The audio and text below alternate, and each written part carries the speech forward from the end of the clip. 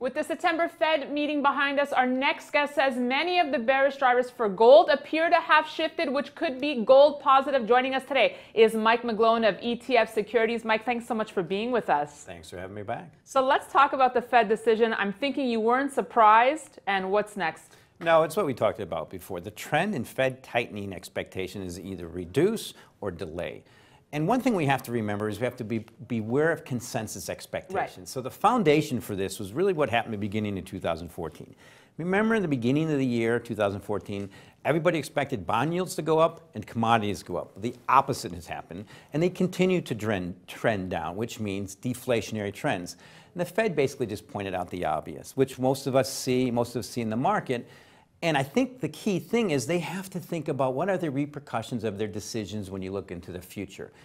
If they tighten now, and what happened in August continues, stock market going down, volatility picking up, the market will blame them. Not rightly so, but they can't take that risk. Well, why do you think the Fed has been so focused on tightening? Is it the excessive risk-taking that we've seen in the U.S. stock market? Is that playing a role? Yes, and you probably can see that in that chart on this screen. Right. They have said so. So on the chart on the left-hand scale it's a chart of the S&P 500 in logarithmic scale, so we can compare apples to apples with Fed funds.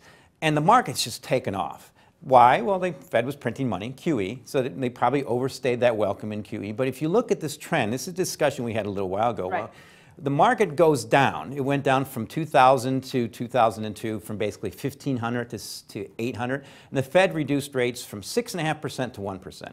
So it goes back up again. It goes from 1,500 back down to 700. And they reduced rates from 5.25 to 0, where they are now. Now we've tripled in value. So the market's way over excessive versus Fed funds. And that's one thing I know the Fed's got to be worried about is this potential, we could call it mean reversion, implosion. That's the risk they have to. Well, let's take a look at gold now, Mike. Right after the news, the metal got a boost, even though this Monday it is seeing a corrective pullback here. But you say a lot of the bearish factors for gold have maybe disappeared? Yes, well, let's look at the primary asset class that we just mentioned. Gold is basically the quintessential alternative asset class diversifier for portfolios. There's nothing more liquid and quick you can get in out of, and certainly ETFs. And the equity market's a primary asset class. Now, it's had that massive run. It took all the attention away from gold, and it looks like it's finally stopping or reverting. So to me, that's a key reason. In addition, Fed tightening expectations. Way out into the future, all these tightening expectations. In this environment of global deflation, that's been a major pressure factor on gold. It's, it's made the dollar stronger. And a lot of these things are changing. In addition, a key thing is the primary commodity in the world is crude oil. Crude oil has collapsed over the last year, and it met a good support level right around the 2008 low, which is around 35. It's not going to go much below that in any time soon. All right. Well, you brought us another interesting chart that looks specifically at the stock market. You point out that based on historical data, looking back to 2011, gold may be set up here for further gains.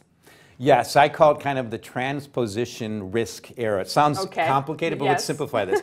This chart is chart of the S&P 500 going up and the inversion of gold going down. But if you put the inverse, you can see it going up. And back in 2004, when gold topped around 1,900, the S&P 500 bottomed around 1,200. Basically, here we are 4 years later, those prices are basically transposed. Gold is around 1,200, a little bit below. The S&P 500 is around 1,900. To me, the risk is that the S&P 500 continues to go down, and they both meet maybe around 1,600. Okay. Good news for gold then. It could be, so that's why one of the key things for gold might be, unfortunately, to watch the stock market. And that's why one of these things I've been saying about being bullish gold, I'm okay being potentially wrong on that if it means that the primary asset class continues to rally. Okay, just quickly, what time frame would that be in? You know, I always ask you time. I know time, but as an analyst, it's one thing you always got to be careful of putting time on it. So I want to be a little careful with that, if you don't mind. Sorry. All right, Mike. Thanks so much for joining us today. Thanks for having me. And thanks for watching this edition of KITCO's Gold Report. We'll see you tomorrow.